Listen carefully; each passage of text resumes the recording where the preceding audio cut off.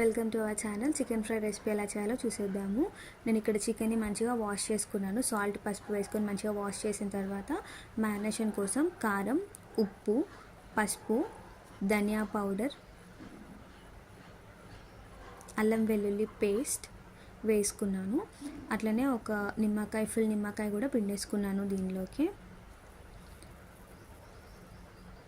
And కొంచెం పెరుగు కూడా యాడ్ చేసుకుంటున్నాను. ముక్క చాలా సాఫ్ట్గా బాగుంటుంది. యాడ్ చేసుకున్న తర్వాత అంతా కూడా మంచిగా ముక్కలకు పట్టేటట్టుగా అంతా మిక్స్ చేసుకొని సైడ్కి అయితే పెట్టేసుకుందాము. ఇలా మంచిగా మ్యారినేట్ చేసి సైడ్కి పెట్టేసుకుందాము. లాస్ట్లో కొంచెం మిరియా పౌడర్ కూడా యాడ్ చేసుకోండి. ఇప్పుడు నేను ఇక్కడ కనిపిస్తున్నవైతే ఫ్రైలోకి యాడ్ చేసుకుంటాను. ఆనియన్స్, కరివేపాకు, పచ్చిమిర్చి. సో కడాయిలో ఆయిల్ వేసుకుందాము. ఆయిల్ హీట్ అయిన తర్వాత ఆయిల్ హీట్ అయినాక ఉల్లిపాయలు అయితే వేసుకుందాము. నేనైతే ఒక్కొక్కటి సపరేట్గా ఫ్రై చేసుకొని తీసుకుంటాను. మీకు కావాలంటే అన్నీ కంబైన్గా కూడా చేసుకోవచ్చు.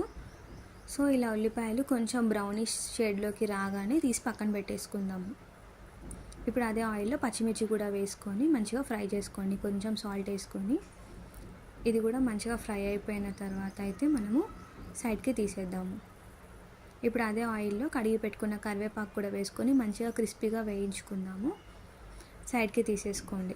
ఇప్పుడు ఇంకొంచెం ఆయిల్ అయితే ఇక్కడ అన్నీ పెట్టుకున్న పక్కన, సో మ్యారినేట్కి పెట్టుకున్న చికెన్ కనిపిస్తుంది కదా, ఇంకా కొంచెం ఆయిల్ యాడ్ చేసుకొని మ్యారినేట్ చేసి పెట్టుకున్న చికెన్ కూడా వేసేసుకుందాము.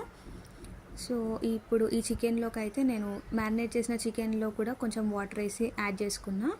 చికెన్ నుంచి వాటర్ అంతా కూడా వెళ్ళిపోయి ఇలా దగ్గరికి అయిపోతుంది. అలా వచ్చిన తర్వాత కొత్తిమీర వేసుకొని మంచిగా మిక్స్ చేసుకుందాము. చాలా టేస్టీగా ఉంటుంది, చాలా సాఫ్ట్గా ఉంటుంది. ఒకసారి ఇలా ట్రై చేయండి. దీనిలోకి ఫ్రై చేసి పెట్టుకున్న ఉల్లిపాయ, మిర్చి, కరివేపాకు కూడా వేసుకున్నాను. కరివేపాకు ఫ్లేవర్తో చాలా టేస్టీ చికెన్ ఫ్రై అయితే రెడీ.